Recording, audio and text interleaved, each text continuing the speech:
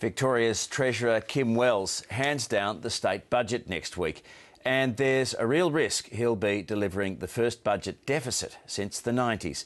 No one will confirm the figures until next week, but as Francis Bell reports, stamp duty and GST revenue are both well down. The surplus promise has been consistent and unequivocal.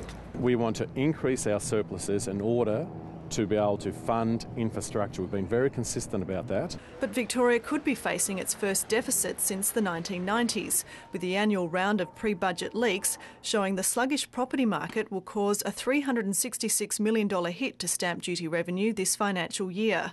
GST payments are also down $500 million, and rising unemployment is likely to cut payroll tax revenue.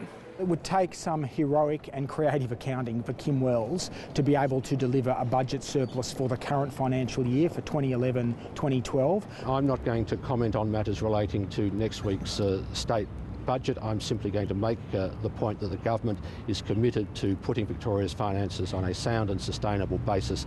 The deficit speculation plays into the government's repeated warnings of a tough budget and softens the ground for any further spending cuts or tax increases. But still, significant investments are going ahead.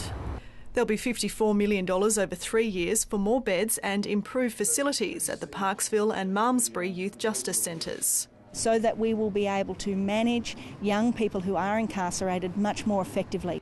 The Community Services Minister officially opened a new entry building at the Parkville Centre, capping off a major overhaul of the facility, following a scathing Ombudsman's report in 2010, which found it was dirty, unsafe, poorly staffed and in breach of human rights conventions.